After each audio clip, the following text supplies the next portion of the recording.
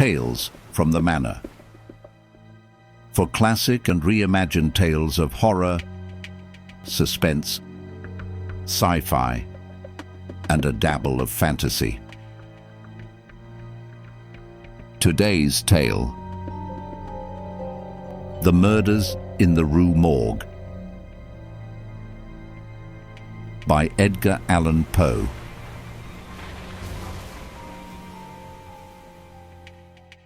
The Murders in the Rue Morgue.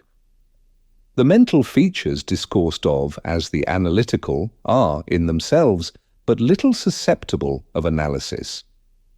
We appreciate them only in their effects. We know of them, among other things, that they are always to their possessor, when inordinately possessed, a source of the liveliest enjoyment.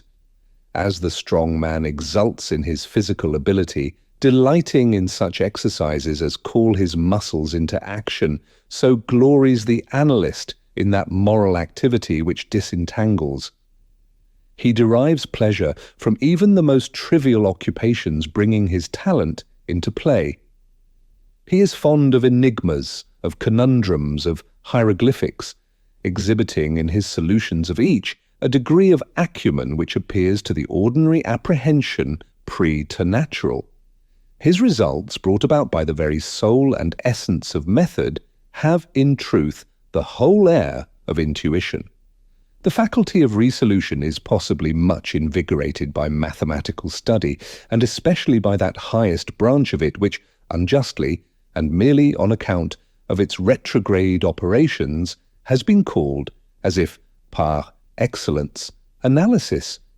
Yet to calculate is not in itself to analyze. A chess player, for example, does the one without effort at the other. It follows that the game of chess, in its effects upon mental character, is greatly misunderstood. I am not now writing a treatise, but simply prefacing a somewhat peculiar narrative by observations very much at random. I will, therefore, take occasion to assert that the higher powers of the reflective intellect are more decidedly and more usefully tasked by the unostentatious game of draughts than by all the elaborate frivolity of chess. In this latter, where the pieces have different and bizarre motions, with various and variable values, what is only complex is mistaken, a not unusual error, for what is profound. The attention is here called powerfully into play. If it flag for an instant, an oversight is committed resulting in injury or defeat. The possible moves being not only manifold but involute, the chances of such oversights are multiplied. And in 9 cases out of 10, it is the more concentrative rather than the more acute player who conquers. In drafts, on the contrary, where the moves are unique and have but little variation, the probabilities of inadvertence are diminished, and the mere attention being left comparatively unemployed, what advantages are obtained by either party are obtained by superior acumen. To be less abstract, let us suppose a game of draughts where the pieces are reduced to 4 kings, and where, of course, no oversight is to be expected. It is obvious that here the victory can be decided, the players being at all equal, only by some recherché movement, the result of some strong exertion of the intellect. Deprived of ordinary resources, the analyst throws himself into the spirit of his opponent, identifies himself therewith, and not unfrequently sees thus, at a glance, the sole methods, sometime indeed absurdly simple ones, by which he may seduce into error or hurry into miscalculation.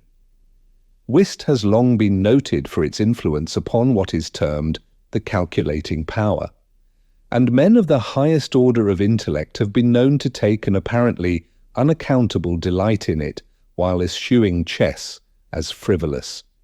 Beyond doubt, there is nothing of a similar nature so greatly tasking the faculty of analysis.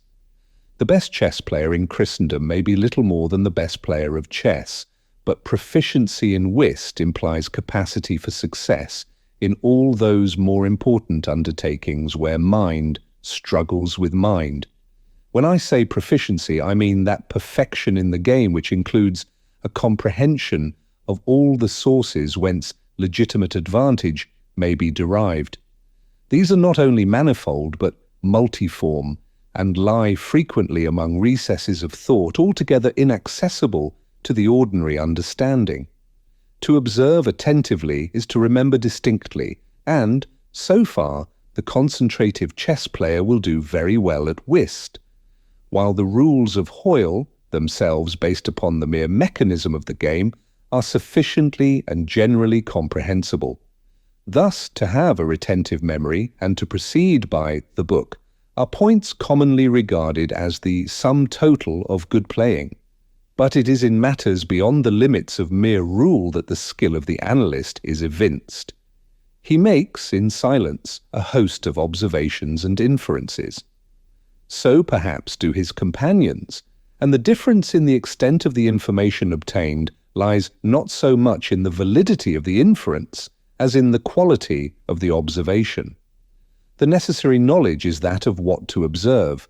Our player confines himself not at all, nor, because the game is the object, does he reject deductions from things external to the game. He examines the countenance of his partner, comparing it carefully with that of each of his opponents. He considers the mode of assorting the cards in each hand, often counting trump by trump, and honour by honour, through the glances bestowed by their holders upon each. He notes every variation of face as the play progresses, gathering a fund of thought from the differences in the expression of certainty, of surprise, of triumph, or of chagrin. From the manner of gathering up a trick, he judges whether the person taking it can make another in the suit. He recognizes what is played through feint by the manner with which it is thrown upon the table. A casual or inadvertent word, the accidental dropping or turning of a card, with the accompanying anxiety or carelessness in regard to its concealment, the counting of the tricks with the order of their arrangement, embarrassment, hesitation, eagerness, or trepidation, all afford, to his apparently intuitive perception, indications of the true state of affairs. The first 2 or 3 rounds having been played, he is in full possession of the contents of each hand, and thenceforward puts down his cards with as absolute a precision of purpose as if the rest of the party had turned outward the faces of their own. The analytical power should not be confounded with ample ingenuity, for while the analyst is necessarily ingenious, the ingenious man is often remarkably incapable of analysis. The constructive or combining power by which ingenuity is usually manifested, and to which the phrenologists, I believe erroneously, have assigned a separate organ, supposing it a primitive faculty, has been so frequently seen in those whose intellect bordered otherwise upon idiocy as to have attracted general observation among writers on morals. Between ingenuity and the analytic ability there exists a difference far greater, indeed, than that between the fancy and the imagination, but of a character very strictly analogous. It will be found, in fact, that the ingenious are always fanciful, and the truly imaginative never otherwise than analytic. The narrative which follows will appear to the reader somewhat in the light of a commentary upon the propositions just advanced. Residing in Paris during the spring and part of the summer of 1830, I there became acquainted with a Monsieur C. Auguste Dupin. This young gentleman was of an excellent, indeed of an illustrious family, but by a variety of untoward events had been reduced to such poverty that the energy of his character succumbed beneath it, and he ceased to bestir himself in the world, or to care for the retrieval of his fortunes. By courtesy of his creditors, there still remained in his possession a small remnant of his patrimony, and upon the income arising from this, he managed, by means of a rigorous economy, to procure the necessaries of life without troubling himself about its superfluities. Books, indeed, were his sole luxuries, and in Paris these are easily obtained. Our first meeting was at an obscure library in the Rue Montmartre, where the accident of our both being in search of the same very rare and very remarkable volume brought us into closer communion. We saw each other again and again. I was deeply interested in the little family history, which he detailed to me with all that candour which a Frenchman indulges whenever mere self is his theme. I was astonished, too, at the vast extent of his reading, and above all, I felt my soul enkindled within me by the wild fervour and the vivid freshness of his imagination. Seeking in Paris the objects I then sought, I felt that the society of such a man would be to me a treasure beyond price, and this feeling I frankly confided to him. It was at length arranged that we should live together during my stay in the city, and as my worldly circumstances were somewhat less embarrassed than his own, I was permitted to be at the expense of renting and furnishing in a style which suited the rather fantastic gloom of our common temper, a time-eaten and grotesque mansion, long deserted through superstitions into which we did not inquire, and tottering to its fall in a retired and desolate portion of the Faubourg Saint-Germain. Had the routine of our life at this place been known to the world, we should have been regarded as madmen, although perhaps as madmen of a harmless nature. Our seclusion was perfect. We admitted no visitors. Indeed, the locality of our retirement had been carefully kept a secret from my own former associates, and it had been many years since Dupin had ceased to know or be known in Paris. We existed within ourselves alone. It was a freak of fancy in my friend, for what else shall I call it, to be enamoured of the night for her own sake, and into this bizarrerie, as into all his others, I quietly fell, giving myself up to his wild whims with a perfect abandon. The sable divinity would not herself dwell with us always, but we could counterfeit her presence. At the first dawn of the morning we closed all the messy shutters of our old building, lighting a couple of tapers which, strongly perfumed, threw out only the ghastliest and feeblest of rays. By the aid of these we then busied our souls in dreams, reading, writing, or conversing, until warned by the clock of the advent of the true darkness. Then we sallied forth into the streets arm in arm, continuing the topics of the day, or roaming far and wide until a late hour, seeking, amid the wild lights and shadows of the populous city, that infinity of mental excitement which quiet observation can afford. At such times I could not help remarking and admiring, although from his rich ideality I had been prepared to expect it, a peculiar analytic ability in Dupin.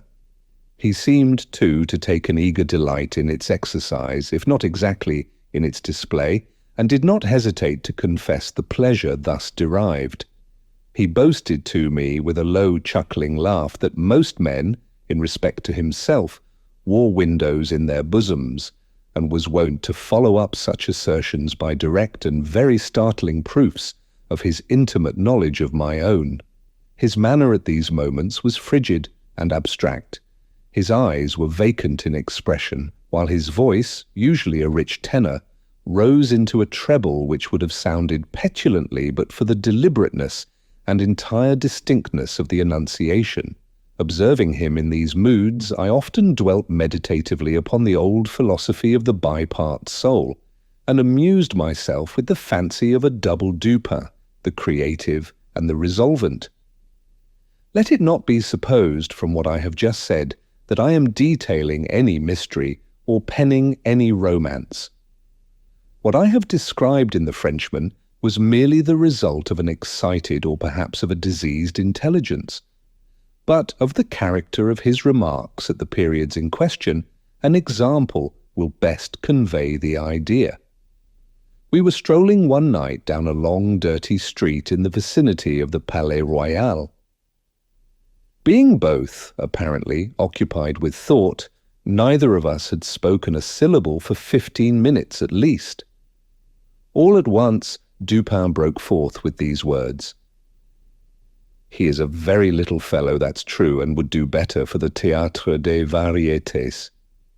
"There can be no doubt of that," I replied unwittingly, and not at first observing, so much had I been absorbed in reflection, the extraordinary manner in which the speaker had chimed in with my meditations. In an instant afterward I recollected myself, and my astonishment was profound.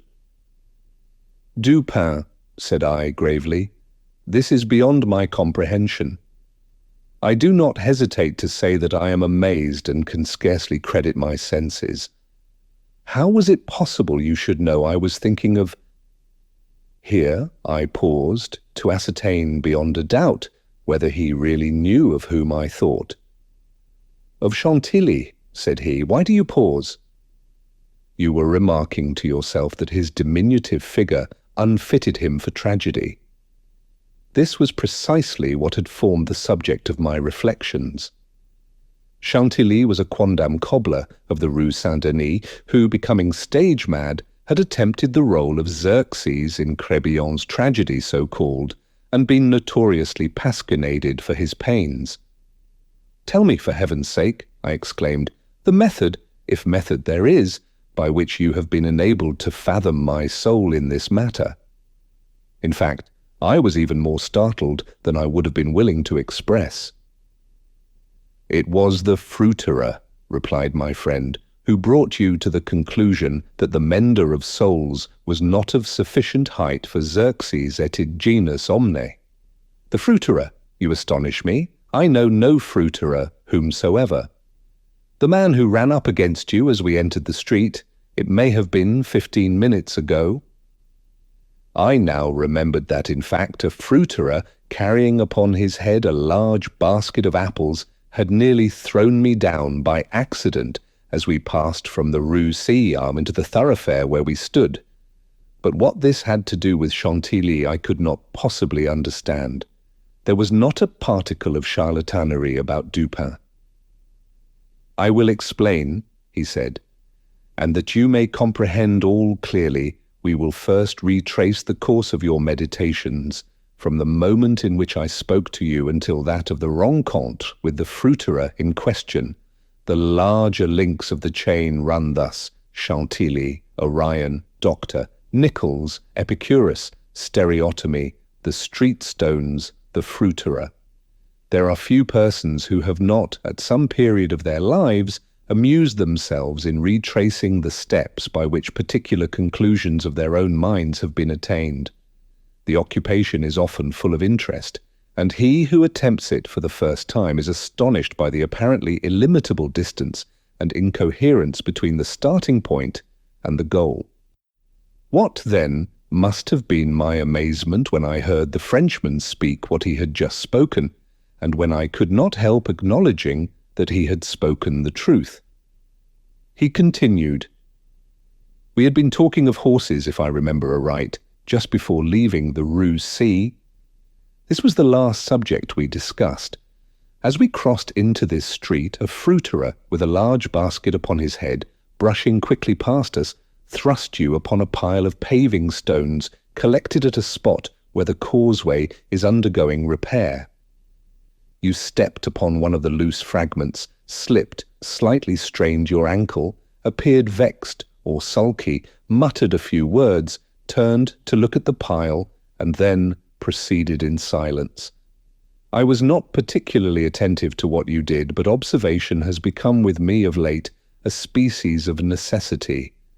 You kept your eyes upon the ground, glancing with a petulant expression at the holes and ruts in the pavement, so that I saw you were still thinking of the stones, until we reached the little alley called Lamartine, which has been paved, by way of experiment, with the overlapping and riveted blocks.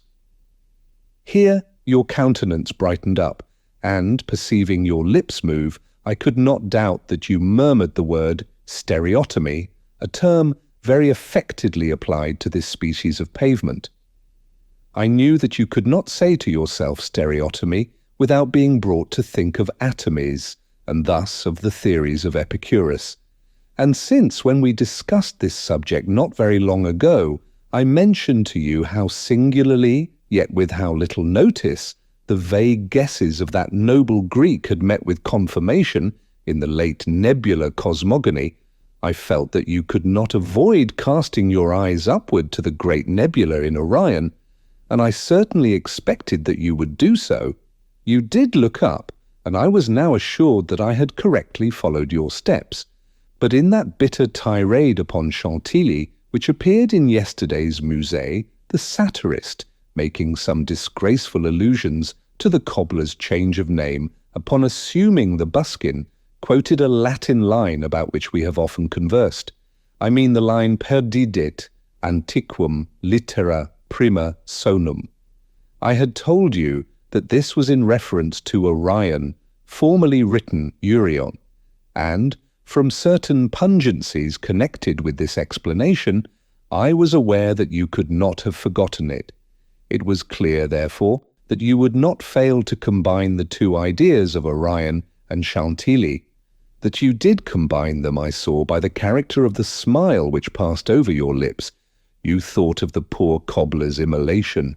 So far, you had been stooping in your gait, but now I saw you draw yourself up to your full height. I was then sure that you reflected upon the diminutive figure of Chantilly. At this point I interrupted your meditations to remark that as, in fact, he was a very little fellow, that Chantilly, he would do better at the Théâtre des Variétés. Not long after this we were looking over an evening edition of the Gazette des Tribunaux, when the following paragraphs arrested our attention. Extraordinary murders. This morning, about 3 o'clock, the inhabitants of the Quartier Saint-Roch were aroused from sleep by a succession of terrific shrieks, issuing, apparently, from the 4th story of a house in the Rue Morgue, known to be in the sole occupancy of one Madame L'Espanaye, and her daughter, Mademoiselle Camille L'Espanaye.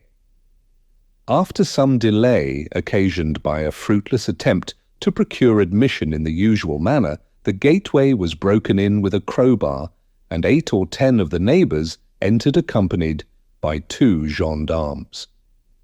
By this time the cries had ceased, but as the party rushed up the first flight of stairs, 2 or more rough voices in angry contention were distinguished, and seemed to proceed from the upper part of the house. As the second landing was reached, these sounds also had ceased, and everything remained perfectly quiet. The party spread themselves and hurried from room to room. Upon arriving at a large back chamber in the 4th story, the door of which, being found locked with the key inside, was forced open, a spectacle presented itself which struck everyone present not less with horror than with astonishment. The apartment was in the wildest disorder, the furniture broken and thrown about in all directions. There was only one bedstead, and from this the bed had been removed and thrown into the middle of the floor. On a chair lay a razor besmeared with blood. On the hearth were 2 or 3 long and thick tresses of grey human hair, also dabbled in blood and seeming to have been pulled out by the roots. Upon the floor were found 4 Napoleons, an earring of topaz, 3 large silver spoons, 3 smaller of métal d'Alger, and 2 bags containing nearly 4,000 francs in gold. The drawers of a bureau which stood in one corner were open and had been apparently rifled, although many articles still remained in them.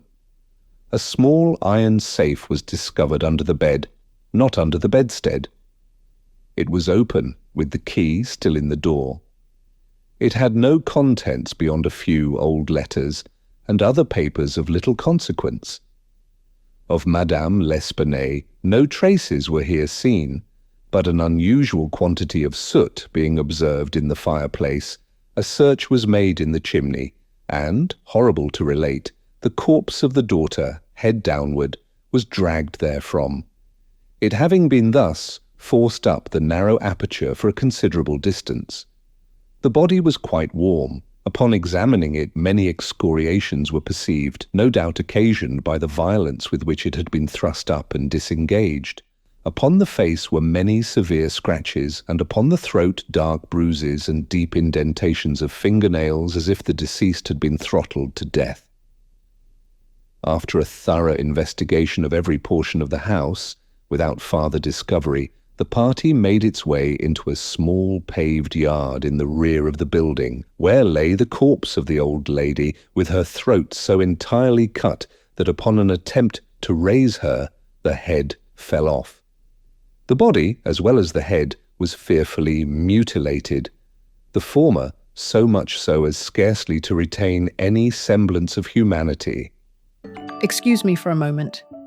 If you haven't done so already, please like this video and subscribe to the channel. Thank you. And now, back to the story.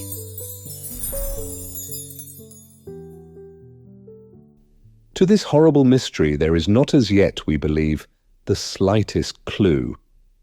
The next day's paper had these additional particulars. The tragedy in the Rue Morgue. Many individuals have been examined in relation to this most extraordinary and frightful affair. The word affair has not yet, in France, that levity of import which it conveys with us. But nothing whatever has transpired to throw light upon it. We give below all the material testimony elicited. Pauline Dubourg, laundress, deposes that she has known both the deceased for 3 years, having washed for them during that period. The old lady and her daughter seemed on good terms, very affectionate towards each other. They were excellent pay, could not speak in regard to their mode or means of living, believed that Madame L. told fortunes for a living, was reputed to have money put by, never met any persons in the house when she called for the clothes or took them home, was sure that they had no servant in employ. There appeared to be no furniture in any part of the building except in the 4th story. Pierre Moreau, tobacconist, deposes that he has been in the habit of selling small quantities of tobacco and snuff to Madame L'Espanaye for nearly 4 years. Was born in the neighborhood and has always resided there.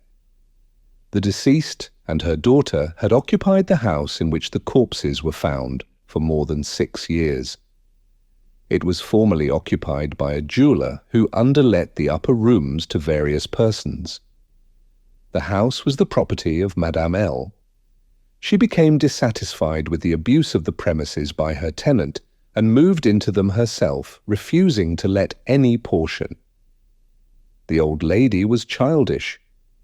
Witness had seen the daughter some 5 or 6 times during the 6 years. The two lived an exceedingly retired life, were reputed to have money. Had heard it said among the neighbours that Madame L. told fortunes, did not believe it.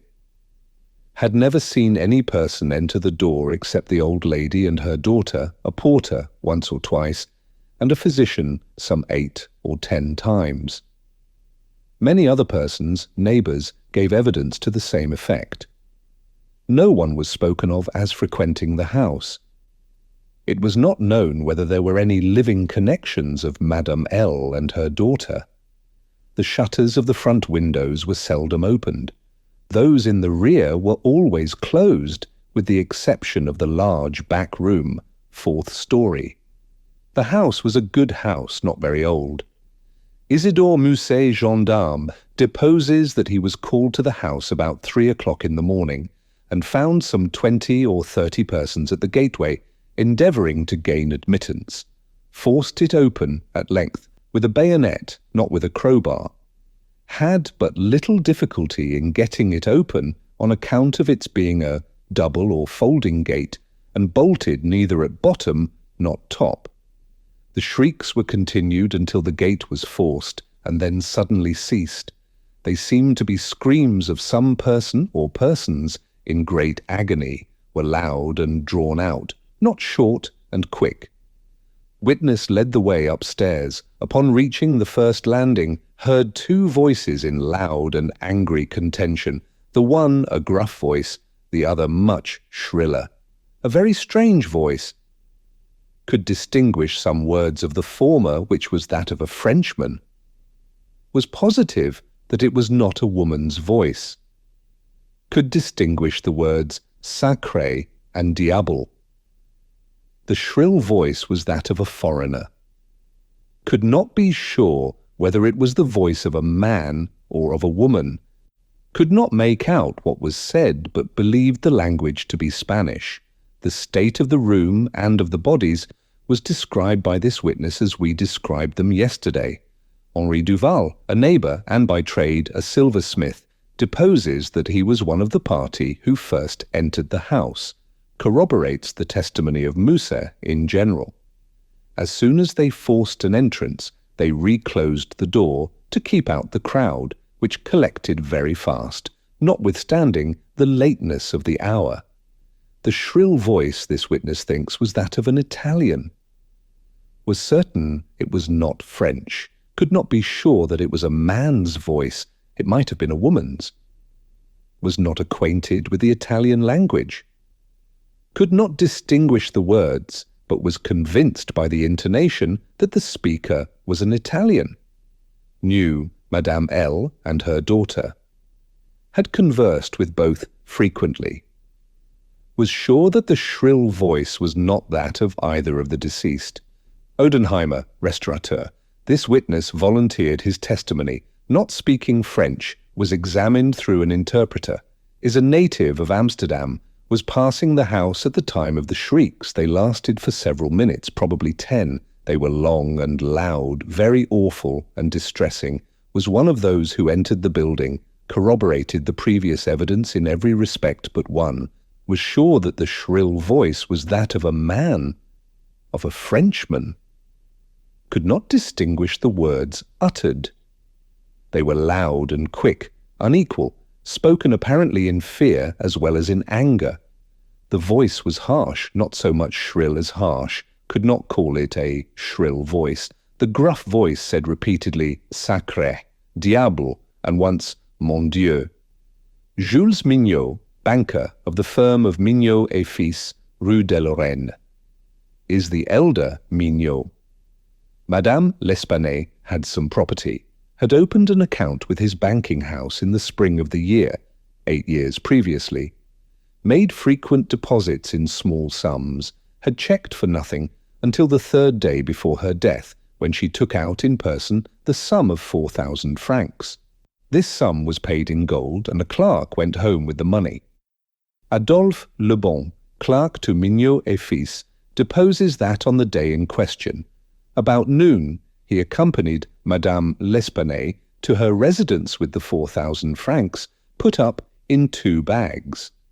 Upon the door being opened, Mademoiselle L. appeared and took from his hands one of the bags, while the old lady relieved him of the other. He then bowed and departed. Did not see any person in the street at the time. It is a by-street, very lonely.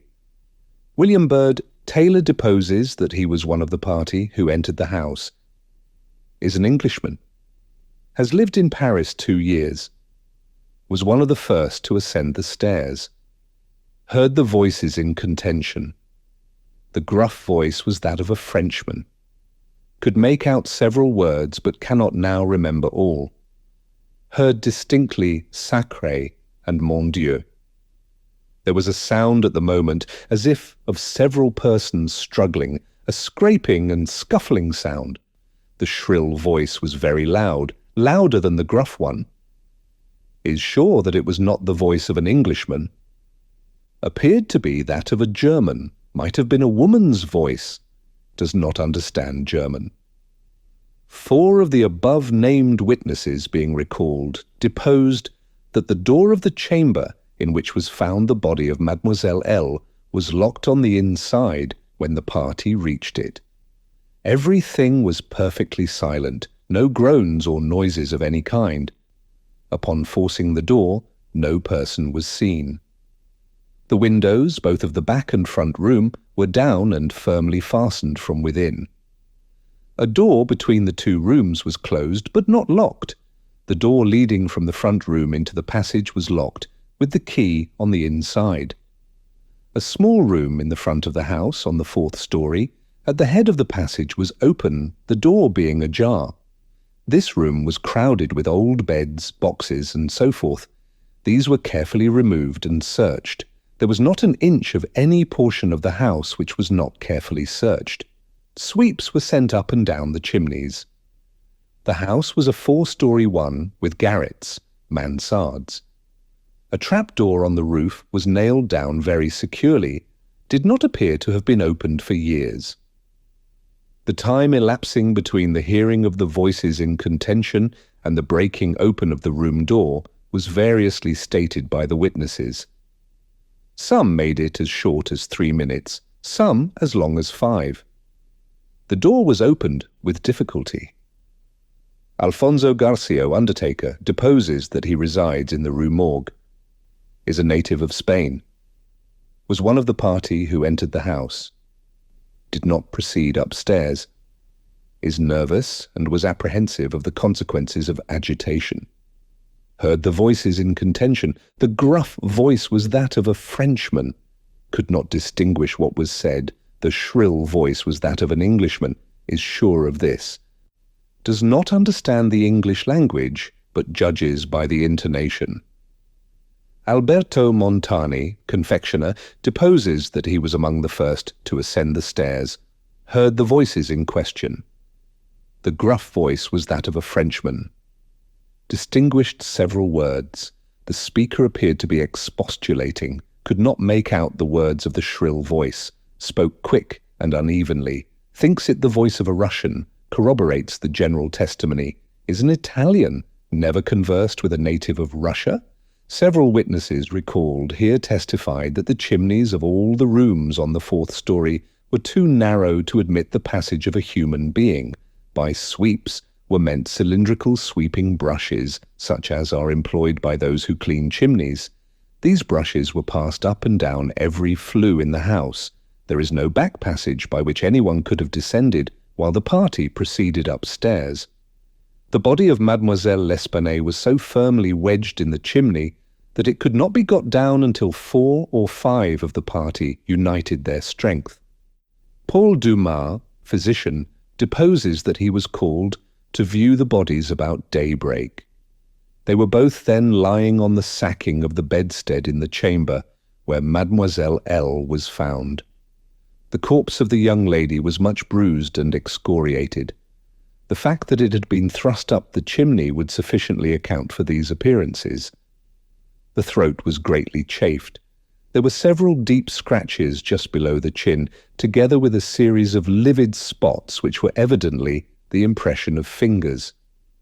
The face was fearfully discoloured, and the eyeballs protruded. The tongue had been partially bitten through. A large bruise was discovered upon the pit of the stomach, produced apparently by the pressure of a knee. In the opinion of Monsieur Dumas, Mademoiselle L'Espanaye had been throttled to death by some person or persons unknown. The corpse of the mother was horribly mutilated. All the bones of the right leg and arm were more or less shattered. The left tibia much splintered, as well as all the ribs of the left side. Whole body dreadfully bruised and discoloured.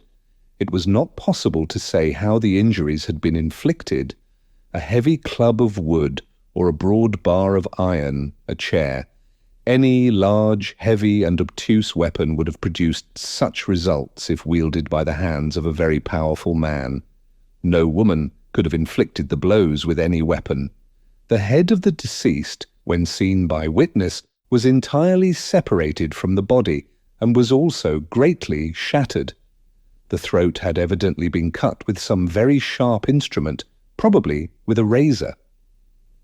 Alexandre Etienne, surgeon, was called with Monsieur Dumas to view the bodies, corroborated the testimony and the opinions of Monsieur Dumas. Nothing farther of importance was elicited, although several other persons were examined.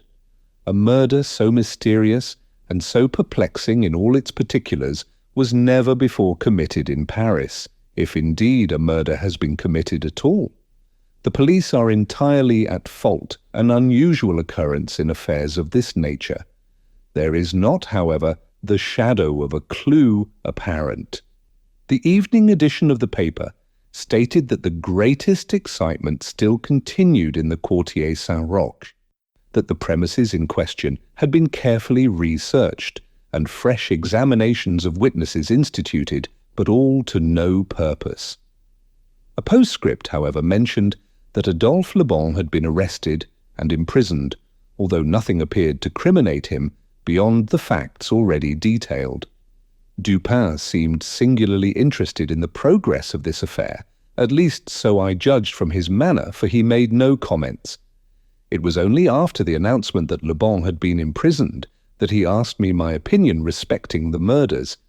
I could merely agree with all Paris in considering them an insoluble mystery. I saw no means by which it would be possible to trace the murderer. "We must not judge of the means," said Dupin, "by this shell of an examination. The Parisian police, so much extolled for acumen, are cunning, but no more. There is no method in their proceedings beyond the method of the moment. They make a vast parade of measures, but, not unfrequently, these are so ill adapted to the objects proposed as to put us in mind of Monsieur Jourdain's calling for his robe de chambre, pour mieux entendre la musique. The results attained by them are not unfrequently surprising, but, for the most part, are brought about by simple diligence and activity. When these qualities are unavailing, their schemes fail. Vidocq, for example, was a good guesser and a persevering man, but without educated thought he erred continually by the very intensity of his investigations. He impaired his vision by holding the object too close. He might see perhaps one or two points with unusual clearness, but in so doing he necessarily lost sight of the matter as a whole. Thus there is such a thing as being too profound. Truth is not always in a well. In fact, as regards the more important knowledge, I do believe that she is invariably superficial. The depth lies in the valleys where we seek her, and not upon the mountain tops where she is found. The modes and sources of this kind of error are well typified in the contemplation of the heavenly bodies. To look at a star by glances, to view it in a sidelong way, by turning toward it the exterior portions of the retina, more susceptible of feeble impressions of light than the interior, is to behold the star distinctly, is to have the best appreciation of its lustre, a lustre which grows dim just in proportion as we turn our vision fully upon it. A greater number of rays actually fall upon the eye in the latter case, but in the former there is the more refined capacity for comprehension. By undue profundity we perplex and enfeeble thought, and it is possible to make even Venus herself vanish from the firmament by a scrutiny too sustained, too concentrated, or too direct. As for these murders, let us enter into some examinations for ourselves before we make up an opinion respecting them. An inquiry will afford us amusement. I thought this an odd term, so applied, but said nothing. And besides, Le Bon once rendered me a service for which I am not ungrateful. We will go and see the premises with our own eyes. I know G, the prefect of police, and shall have no difficulty in obtaining the necessary permission. The permission was obtained, and we proceeded at once to the Rue Morgue. This is one of those miserable thoroughfares which intervene between the Rue Richelieu and the Rue Saint-Roch. It was late in the afternoon when we reached it, as this quarter is at a great distance from that in which we resided. The house was readily found, for there were still many persons gazing up at the closed shutters with an objectless curiosity from the opposite side of the way. It was an ordinary Parisian house with a gateway, on one side of which was a glazed watchbox with a sliding panel in the window indicating a loge de concierge. Before going in, we walked up the street, turned down an alley, and then, again turning, passed in the rear of the building. Dupin, meanwhile examining the whole neighborhood as well as the house, with a minuteness of attention for which I could see no possible object. Retracing our steps, we came again to the front of the dwelling, rang, and, having shown our credentials, were admitted by the agents in charge. We went upstairs, into the chamber where the body of Mademoiselle L'Espanaye had been found, and where both the deceased still lay. The disorders of the room had, as usual, been suffered to exist.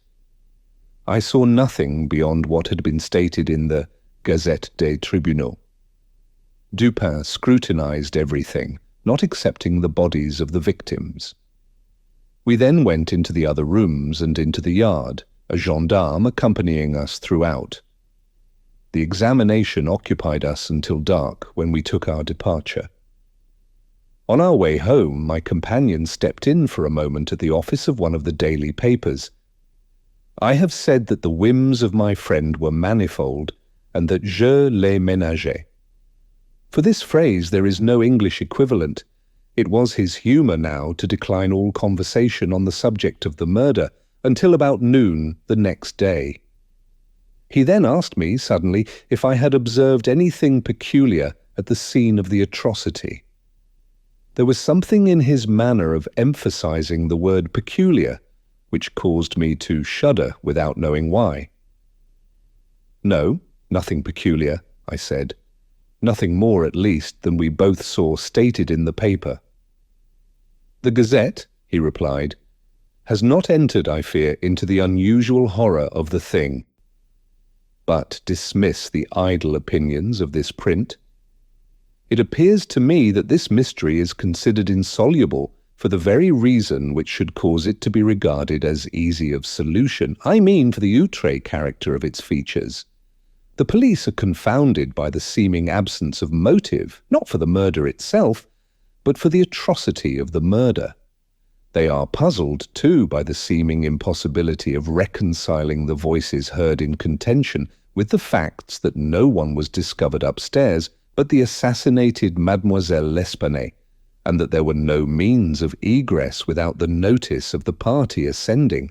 The wild disorder of the room, the corpse thrust with the head downward up the chimney, the frightful mutilation of the body of the old lady, these considerations with those just mentioned, and others which I need not mention, have sufficed to paralyze the powers by putting completely at fault the boasted acumen of the government agents.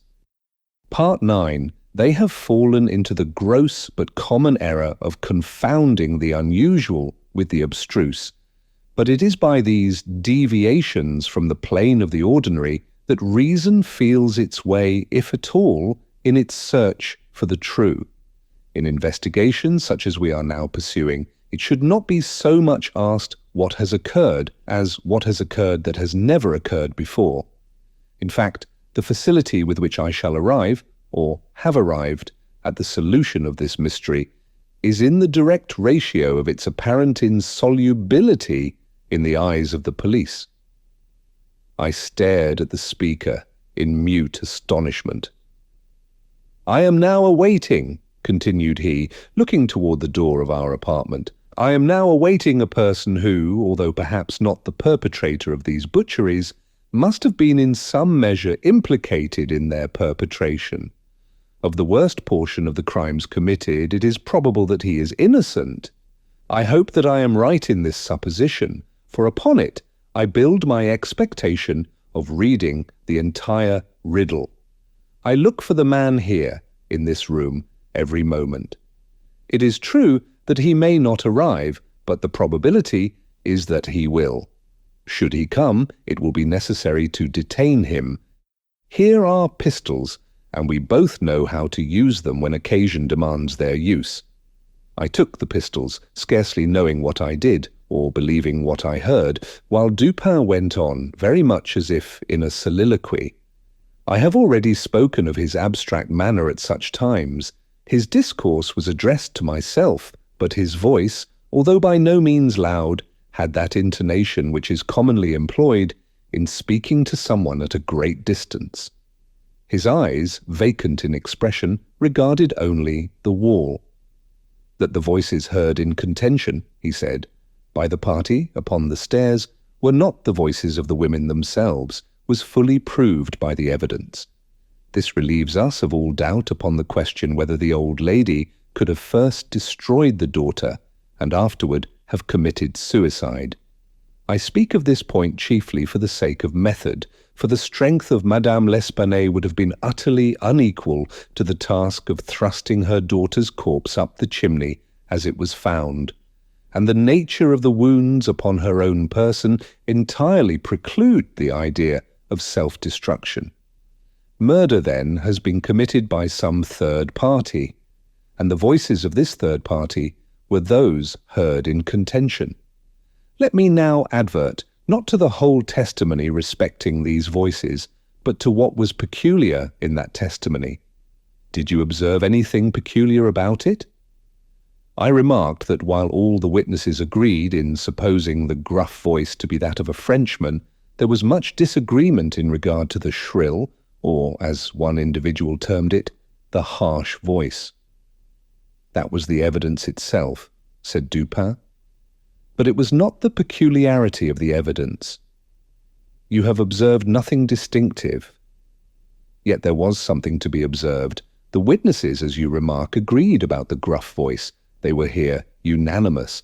But in regard to the shrill voice, the peculiarity is not that they disagreed, but that while an Italian, an Englishman, a Spaniard, a Hollander, and a Frenchman attempted to describe it, each one spoke of it as that of a foreigner. Each is sure that it was not the voice of one of his own countrymen.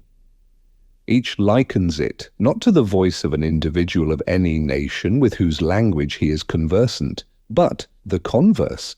The Frenchman supposes it the voice of a Spaniard, and might have distinguished some words had he been acquainted with the Spanish.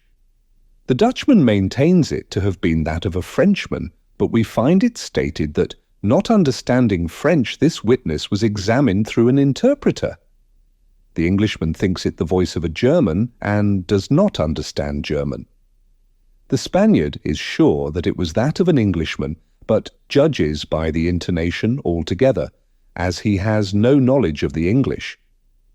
The Italian believes it the voice of a Russian, but has never conversed with a native of Russia. A second Frenchman differs moreover with the first, and is positive that the voice was that of an Italian, but, not being cognizant of that tongue, is, like the Spaniard, convinced by the intonation. Now how strangely unusual must that voice have really been, about which such testimony as this could have been elicited, in whose tones even denizens of the 5 great divisions of Europe could recognize nothing familiar. You will say that it might have been the voice of an Asiatic, of an African. Neither Asiatics nor Africans abound in Paris, but, without denying the inference, I will now merely call your attention to 3 points. The voice is termed by one witness harsh rather than shrill. It is represented by 2 others to have been quick and unequal. No words, no sounds resembling words were by any witness mentioned as distinguishable. I know not, continued Dupin, what impression I may have made so far upon your own understanding, but I do not hesitate to say that legitimate deductions even from this portion of the testimony, the portion respecting the gruff and shrill voices, are in themselves sufficient to engender a suspicion which should give direction to all farther progress in the investigation of the mystery. I said legitimate deductions, but my meaning is not thus fully expressed. I designed to imply that the deductions are the sole proper ones, and that the suspicion arises inevitably from them as the single result. What the suspicion is, however, I will not say just yet. I merely wish you to bear in mind that with myself it was sufficiently forcible to give a definite form, a certain tendency to my inquiries in the chamber. Let us now transport ourselves in fancy to this chamber. What shall we first seek here? The means of egress employed by the murderers. It is not too much to say that neither of us believe in preternatural events. Madame and Mademoiselle L'Espanaye were not destroyed by spirits. The doers of the deed were material, and escaped materially. Then how? Fortunately, there is but one mode of reasoning upon the point, and that mode must lead us to a definite decision. Let us examine, each by each, the possible means of egress. It is clear that the assassins were in the room where Mademoiselle L'Espanaye was found, or at least in the room adjoining, when the party ascended the stairs. It is then only from these 2 apartments that we have to seek issues. The police have laid bare the floors, the ceilings, and the masonry of the walls in every direction. No secret issues could have escaped their vigilance. But, not trusting to their eyes, I examined with my own. There were then no secret issues. Both doors leading from the rooms into the passage were securely locked with the keys inside. Let us turn to the chimneys. These, although of ordinary width for some 8 or 10 feet above the hearths, will not admit throughout their extent the body of a large cat. The impossibility of egress by means already stated being thus absolute, we are reduced to the windows. Through those of the front room no one could have escaped without notice from the crowd in the street. The murderers must have passed then through those of the back room. Now brought to this conclusion in so unequivocal a manner as we are, it is not our part as reasoners to reject it on account of apparent impossibilities. It is only left for us to prove that these apparent impossibilities are, in reality, not such. There are 2 windows in the chamber. One of them is unobstructed by furniture and is wholly visible. The lower portion of the other is hidden from view by the head of the unwieldy bedstead, which is thrust close up against it. The former was found securely fastened from within. It resisted the utmost force of those who endeavoured to raise it. A large gimlet hole had been pierced in its frame to the left, and a very stout nail was found fitted therein, nearly to the head.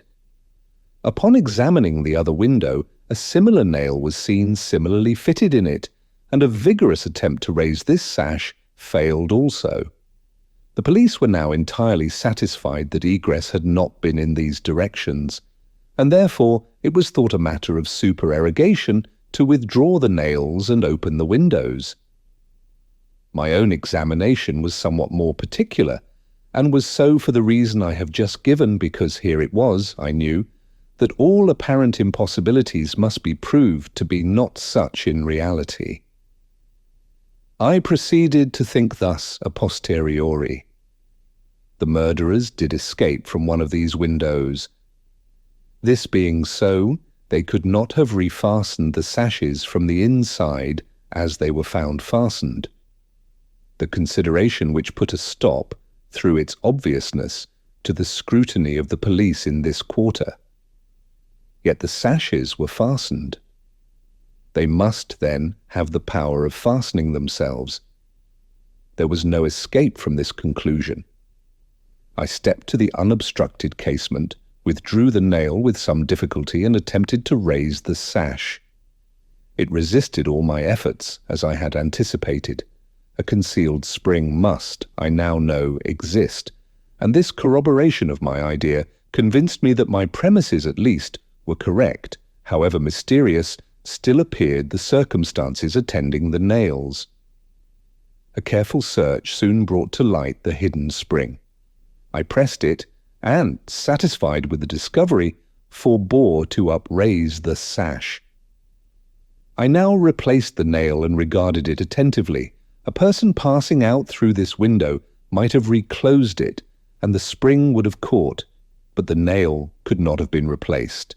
The conclusion was plain, and again narrowed in the field of my investigations. The assassins must have escaped through the other window.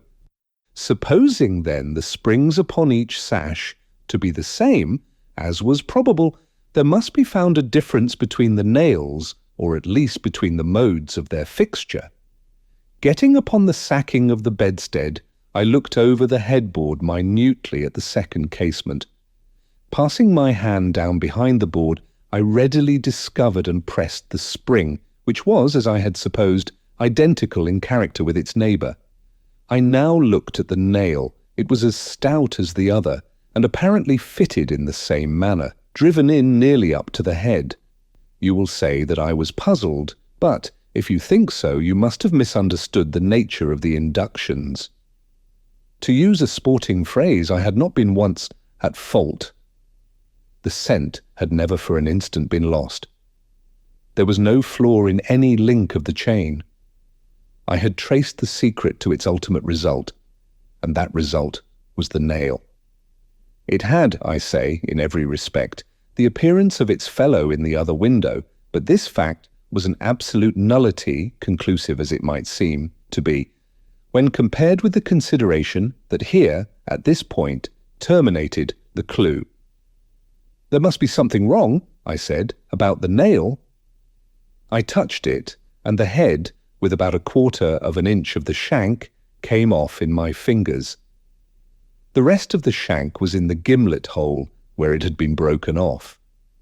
The fracture was an old one, for its edges were encrusted with rust, and had apparently been accomplished by the blow of a hammer which had partially embedded in the top of the bottom sash the head portion of the nail.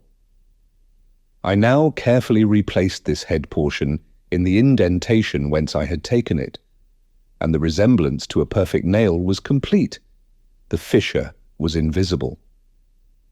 Pressing the spring, I gently raised the sash for a few inches. The head went up with it, remaining firm in its bed. I closed the window, and the semblance of the whole nail was again perfect. The riddle so far was now unriddled. The assassin had escaped through the window which looked upon the bed. Dropping of its own accord upon his exit, or perhaps purposely closed, it had become fastened by the spring, and it was the retention of this spring which had been mistaken by the police for that of the nail, farther inquiry being thus considered unnecessary. The next question is that of the mode of descent. Upon this point, I had been satisfied in my walk with you around the building. About 5.5 feet from the casement in question, there runs a lightning rod. From this rod, it would have been impossible for anyone to reach the window itself, to say nothing of entering it. I observed, however, that the shutters of the 4th story were of the peculiar kind called by Parisian carpenters ferrades, a kind rarely employed at the present day, but frequently seen upon very old mansions at Lyons and Bordeaux. They are in the form of an ordinary door, a single, not a folding door, except that the lower half is latticed or worked in open trellis, thus affording an excellent hold for the hands. In the present instance, these shutters are fully 3.5 feet broad. When we saw them from the rear of the house, they were both about half open, that is to say, they stood off at right angles from the wall. It is probable that the police, as well as myself, examined the back of the tenement, but, if so, in looking at these ferrades in the line of their breadth, as they must have done, they did not perceive this great breadth itself, or, at all events, failed to take it into due consideration. In fact, having once satisfied themselves that no egress could have been made in this quarter, they would naturally bestow here a very cursory examination. It was clear to me, however, that the shutter belonging to the window at the head of the bed would, if swung fully back to the wall, reach to within 2 feet of the lightning rod. It was also evident that by exertion of a very unusual degree of activity and courage, an entrance into the window from the rod might have been thus effected. By reaching to the distance of 2.5 feet, we now suppose the shutter open to its whole extent, a robber might have taken a firm grasp upon the trellis work. Letting go then his hold upon the rod, placing his feet securely against the wall, and springing boldly from it, he might have swung the shutter so as to close it, and, if we imagine the window open at the time, might even have swung himself into the room. I wish you to bear especially in mind that I have spoken of a very unusual degree of activity as requisite to success in so hazardous and so difficult a feat. It is my design to show you first that the thing might possibly have been accomplished. But, secondly and chiefly, I wish to impress upon your understanding the very extraordinary, the almost preternatural character of that agility which could have accomplished it. You will say, no doubt, using the language of the law, that to make out my case, I should rather undervalue then insist upon a full estimation of the activity required in this matter. This may be the practice in law, but it is not the usage of reason. My ultimate object is only the truth. My immediate purpose is to lead you to place in juxtaposition that very unusual activity of which I have just spoken with that very peculiar, shrill, or harsh and unequal voice about whose nationality no two persons could be found to agree, and in whose utterance no syllabification could be detected. At these words, a vague and half-formed conception of the meaning of Dupin flitted over my mind. I seemed to be upon the verge of comprehension without power to comprehend, as men at times find themselves upon the brink of remembrance without being able, in the end, to remember. My friend went on with his discourse. "You will see," he said, "that I have shifted the question from the mode of egress to that of ingress. It was my design to convey the idea that both were effected in the same manner at the same point. Let us now revert to the interior of the room. Let us survey the appearances here. The drawers of the bureau, it is said, had been rifled, although many articles of apparel still remained within them. The conclusion here is absurd. It is a mere guess, a very silly one, and no more. How are we to know that the articles found in the drawers were not all these drawers had originally contained? Madame L'Espanaye and her daughter lived an exceedingly retired life, saw no company, seldom went out, had little use for numerous changes of habiliment. Those found were at least of as good quality as any likely to be possessed by these ladies. If a thief had taken any, why did he not take the best? Why did he not take all? In a word, why did he abandon 4,000 francs in gold to encumber himself with a bundle of linen?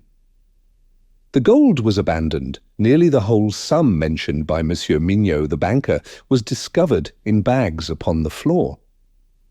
I wish you therefore to discard from your thoughts the blundering idea of motive engendered in the brains of the police by that portion of the evidence which speaks of money delivered at the door of the house. Coincidences 10 times as remarkable as this, the delivery of the money, and murder committed within 3 days upon the party receiving it, happen to all of us every hour of our lives without attracting even momentary notice. Coincidences in general are great stumbling blocks in the way of that class of thinkers who have been educated to know nothing of the theory of probabilities, that theory to which the most glorious objects of human research are indebted for the most glorious of illustration.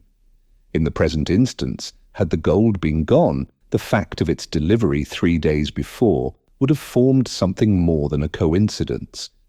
It would have been corroborative of this idea of motive, but under the real circumstances of the case, if we are to suppose gold the motive of this outrage, we must also imagine the perpetrator so vacillating an idiot as to have abandoned his gold and his motive together.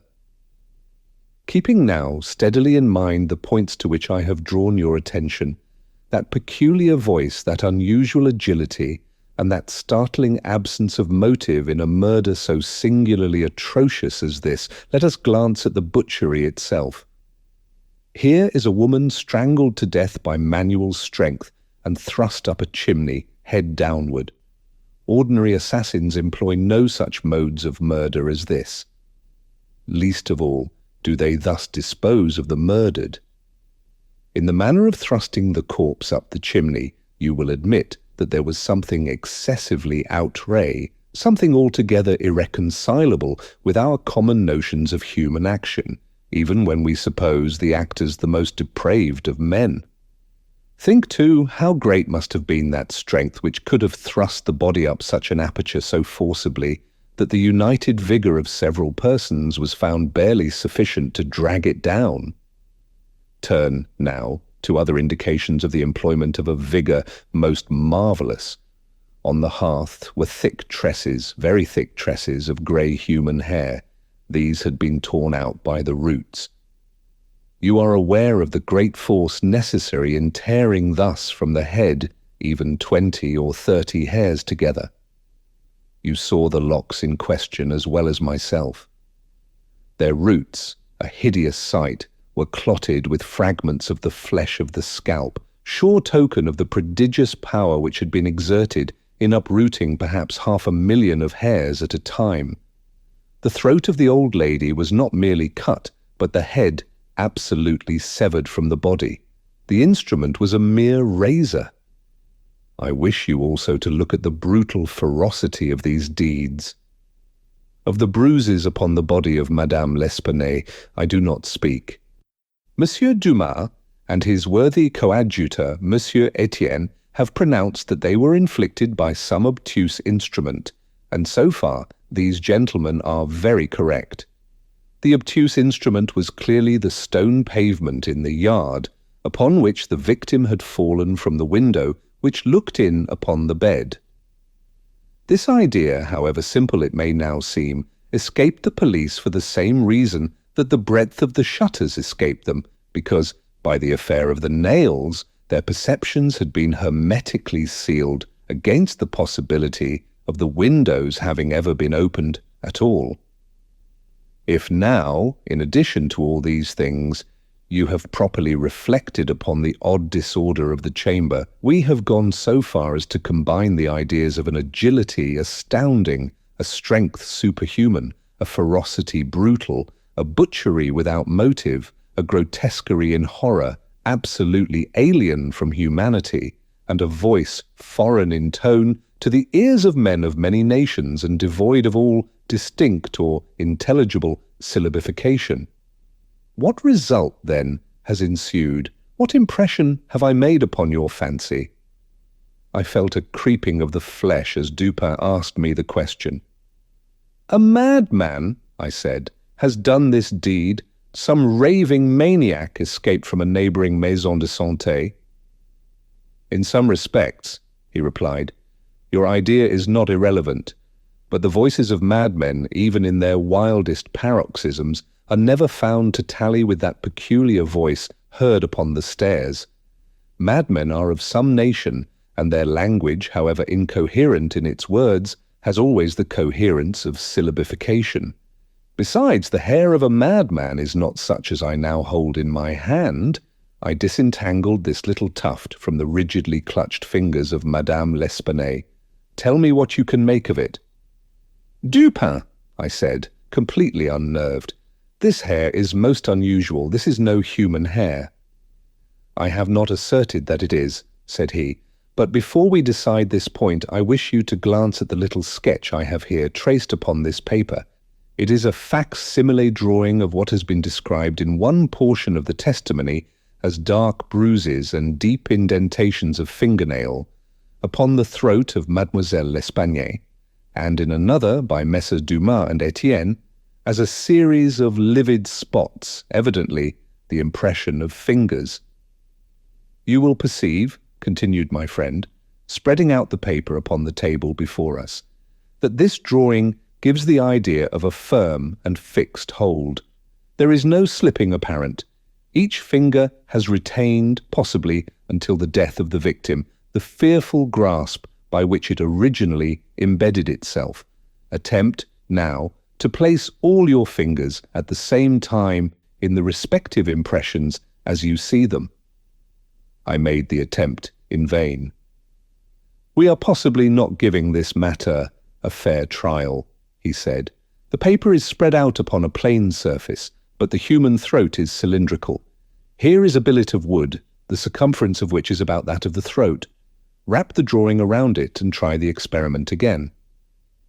I did so, but the difficulty was even more obvious than before. This, I said, is the mark of no human hand. Read now, replied Dupin, this passage from Cuvier. It was a minute anatomical and generally descriptive account of the large fulvus orang-outang of the East Indian Islands. The gigantic stature, the prodigious strength and activity, the wild ferocity, and the imitative propensities of these mammalia are sufficiently well known to all. I understood the full horrors of the murder at once. The description of the digits, said I, as I made an end of reading, is in exact accordance with this drawing. I see that no animal but an orang-outang of the species here mentioned could have impressed the indentations as you have traced them. This tuft of tawny hair, too, is identical in character with that of the beast of Cuvier, but I cannot possibly comprehend the particulars of this frightful mystery. Besides, there were two voices heard in contention, and one of them was unquestionably the voice of a Frenchman. True, and you will remember an expression attributed almost unanimously by the evidence to this voice, the expression "Mon Dieu." This, under the circumstances, has been justly characterized by one of the witnesses, Montani, the confectioner, as an expression of remonstrance or expostulation. Upon these two words, therefore, I have mainly built my hopes of a full solution of the riddle. A Frenchman was cognizant of the murder. It is possible, indeed it is far more than probable, that he was innocent of all participation in the bloody transactions which took place. The orang-outang may have escaped from him. He may have traced it to the chamber, but, under the agitating circumstances which ensued, he could never have recaptured it. It is still at large. I will not pursue these guesses, for I have no right to call them more, since the shades of reflection upon which they are based are scarcely of sufficient depth to be appreciable by my own intellect, and since I could not pretend to make them intelligible to the understanding of another. We will call them guesses, then, and speak of them as such. If the Frenchman in question is indeed, as I suppose, innocent of this atrocity, this advertisement which I left last night, upon our return home, at the office of Le Monde, a paper devoted to the shipping interest and much sought by sailors, will bring him to our residence. He handed me a paper, and I read thus: "Caught in the Bois de Boulogne, early in the morning of the murder, a very large tawny orang-outang of the Bornese species. The owner, who is ascertained to be a sailor belonging to a Maltese vessel, may have the animal again upon identifying it satisfactorily and paying a few charges arising from its capture and keeping. Call at number Rue Faubourg Saint-Germain au 3e. How was it possible, I asked, that you should know the man to be a sailor and belonging to a Maltese vessel? I do not know it, said Dupin. I am not sure of it. Here, however, is a small piece of ribbon, which from its form and from its greasy appearance has evidently been used in tying the hair in one of those long queues of which sailors are so fond. Moreover, this knot is one which few besides sailors can tie, and is peculiar to the Maltese. I picked the ribbon up at the foot of the lightning rod. It could not have belonged to either of the deceased. Now if, after all, I am wrong in my induction from this ribbon that the Frenchman was a sailor belonging to a Maltese vessel, still I can have done no harm in saying what I did in the advertisement. If I am in error, he will merely suppose that I have been misled by some circumstance into which he will not take the trouble to inquire.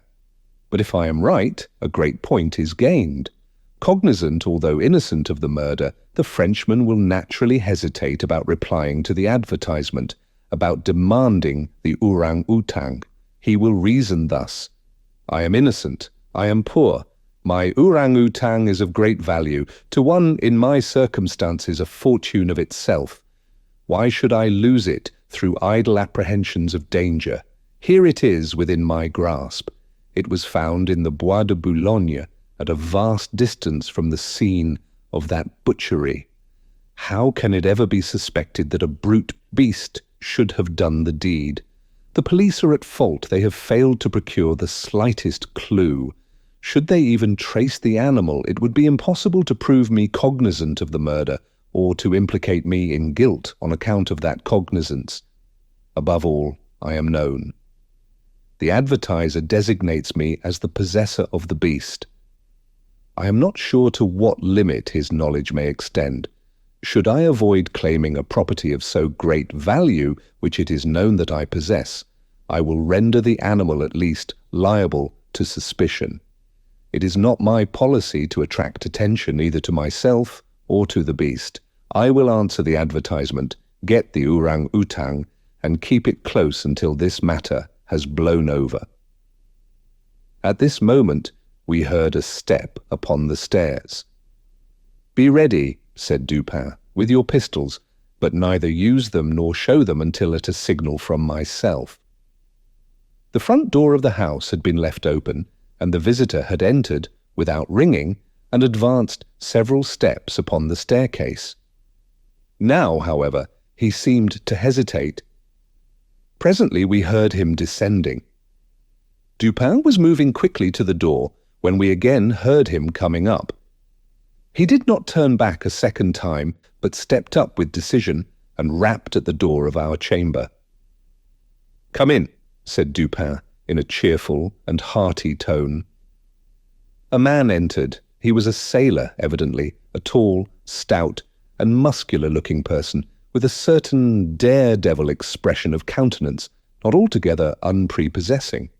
His face, greatly sunburnt, was more than half hidden by whisker and mustachio. He had with him a huge oaken cudgel, but appeared to be otherwise unarmed. He bowed awkwardly and bade us good evening in French accents, which, although somewhat Neufchatelish, were still sufficiently indicative of a Parisian origin. "Sit down, my friend," said Dupin. "I suppose you have called about the orang-outang. Upon my word, I almost envy you the possession of him. A remarkably fine, and no doubt a very valuable animal. How old do you suppose him to be?" The sailor drew a long breath, with the air of a man relieved of some intolerable burden, and then replied, in an assured tone, "I have no way of telling, but he can't be more than 4 or 5 years old. Have you got him here?" "Oh no, we had no conveniences for keeping him here. He is at a livery stable in the Rue Morgue, just by. You can get him in the morning. Of course you are prepared to identify the property?" "To be sure I am, sir." "I shall be sorry to part with him," said Dupin. "I don't mean that you should be at all this trouble for nothing, sir," said the man. "Couldn't expect it. Am very willing to pay a reward for the finding of the animal. That is to say, anything in reason." "Well," replied my friend, "that is all very fair, to be sure. Let me think. What should I have? Oh, I will tell you. My reward shall be this. You shall give me all the information in your power about these murders in the Rue Morgue." Dupin said the last words in a very low tone and very quietly. Just as quietly, too, he walked toward the door, locked it, and put the key in his pocket. He then drew a pistol from his bosom and placed it, without the least flurry, upon the table. The sailor's face flushed up as if he were struggling with suffocation. He started to his feet and grasped his cudgel, but the next moment he fell back into his seat, trembling violently and with the countenance of death itself. He spoke not a word. I pitied him from the bottom of my heart. "My friend," said Dupin in a kind tone, "you are alarming yourself unnecessarily. You are, indeed. We mean you no harm whatever. I pledge you the honour of a gentleman and of a Frenchman that we intend you no injury. I perfectly well know that you are innocent of the atrocities in the Rue Morgue. It will not do, however, to deny that you are in some measure implicated in them. From what I have already said, you must know that I have had means of information about this matter, means of which you could never have dreamed. Now the thing stands thus. You have done nothing which you could have avoided, nothing, certainly, which renders you culpable. You were not even guilty of robbery, when you might have robbed with impunity. You have nothing to conceal. You have no reason for concealment. On the other hand, you are bound by every principle of honour to confess all you know. An innocent man is now imprisoned, charged with that crime of which you can point out the perpetrator." The sailor had recovered his presence of mind in a great measure while Dupin uttered these words, but his original boldness of bearing was all gone. "So help me God," said he after a brief pause, I will tell you all I know about this affair, but I do not expect you to believe one half I say. I would be a fool indeed if I did. Still, I am innocent, and I will make a clean breast if I die for it." What he stated was, in substance, this. He had lately made a voyage to the Indian archipelago. A party, of which he formed one, landed at Borneo and passed into the interior on an excursion of pleasure. Himself and a companion had captured the orang-utang. This companion dying, the animal fell into his own exclusive possession. After great trouble, occasioned by the intractable ferocity of his captive during the home voyage, he at length succeeded in lodging it safely at his own residence in Paris, where, not to attract toward himself the unpleasant curiosity of his neighbours, he kept it carefully secluded until such time as it should recover from a wound in the foot received from a splinter on board ship. His ultimate design was to sell it. Returning home from some sailor's frolic the night, or rather in the morning of the murder, he found the beast occupying his own bedroom, into which it had broken from a closet adjoining, where it had been, as was thought, securely confined. Razor in hand and fully lathered, it was sitting before a looking-glass, attempting the operation of shaving, in which it had no doubt previously watched its master through the keyhole of the closet. Terrified at the sight of so dangerous a weapon in the possession of an animal so ferocious and so well able to use it, the man for some moments was at a loss what to do. He had been accustomed, however, to quiet the creature, even in its fiercest moods, by the use of a whip, and to this he now resorted. Upon sight of it, the orang-utang sprang at once through the door of the chamber, down the stairs, and thence, through a window, unfortunately open, into the street.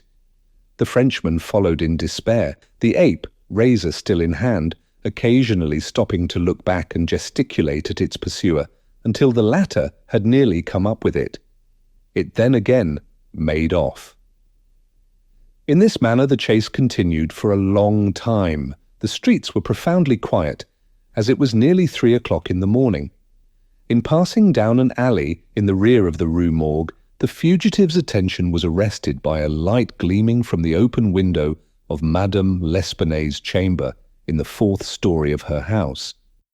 Rushing to the building, it perceived the lightning rod, clambered up with inconceivable agility, grasped the shutter, which was thrown fully back against the wall, and, by its means, swung itself directly upon the headboard of the bed. The whole feat did not occupy a minute. The shutter was kicked open again by the orang-utang as it entered the room. The sailor, in the meantime, was both rejoiced and perplexed. He had strong hopes of now recapturing the brute, as it could scarcely escape from the trap into which it had ventured, except by the rod, where it might be intercepted as it came down. On the other hand, there was much cause for anxiety as to what it might do in the house. This latter reflection urged the man still to follow the fugitive. A lightning rod is ascended without difficulty, especially by a sailor, but when he had arrived as high as the window, which lay far to his left, his career was stopped. The most that he could accomplish was to reach over so as to obtain a glimpse of the interior of the room. At this glimpse he nearly fell from his hold through excess of horror. Now it was that those hideous shrieks arose upon the night, which had startled from slumber the inmates of the Rue Morgue. Madame L'Espanaye and her daughter, habited in their night clothes, had apparently been occupied in arranging some papers in the iron chest already mentioned, the wheelbarrow which had been wheeled into the middle of the room. It was open, and its contents lay beside it on the floor. The victims must have been sitting with their backs toward the window, and from the time elapsing between the ingress of the beast and the screams, it seems probable that it was not immediately perceived. The flapping to of the shutter would naturally have been attributed to the wind.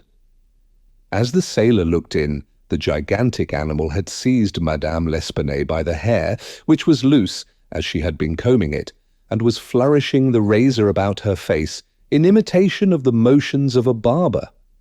The daughter lay prostrate and motionless. She had swooned. The screams and struggles of the old lady, during which the hair was torn from her head, had the effect of changing the probably pacific purposes of the orang-utang into those of wrath. With one determined sweep of its muscular arm, it nearly severed her head from her body. The sight of blood inflamed its anger into frenzy. Gnashing its teeth and flashing fire from its eyes, it flew upon the body of the girl and embedded its fearful talons in her throat, retaining its grasp until she expired. Its wandering and wild glances fell at this moment upon the head of the bed, over which the face of its master, rigid with horror, was just discernible. The fury of the beast, who no doubt bore still in mind the dreaded whip, was instantly converted into fear. Conscious of having deserved punishment, it seemed desirous of concealing its bloody deeds, and skipped about the chamber in an agony of nervous agitation, throwing down and breaking the furniture as it moved, and dragging the bed from the bedstead. In conclusion, it seized first the corpse of the daughter and thrust it up the chimney as it was found, then that of the old lady, which it immediately hurled through the window headlong. As the ape approached the casement with its mutilated burden, the sailor shrank aghast to the rod, and, rather gliding than clambering down it, hurried at once home, dreading the consequences of the butchery, and gladly abandoning, in his terror, all solicitude about the fate of the orang-outang. The words heard by the party upon the staircase were the Frenchman's exclamations of horror and affright, commingled with the fiendish jabberings of the brute. I have scarcely anything to add. The orang-outang must have escaped from the chamber by the rod just before the breaking of the door. It must have closed the window as it passed through it. It was subsequently caught by the owner himself, who obtained for it a very large sum at the Jardin des Plantes.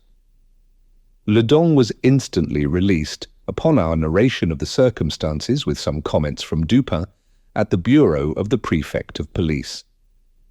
This functionary, however well disposed to my friend, could not altogether conceal his chagrin at the turn which affairs had taken, and was fain to indulge in a sarcasm or two about the propriety of every person minding his own business. "Let him talk," said Dupin, who had not thought it necessary to reply. "Let him discourse. It will ease his conscience.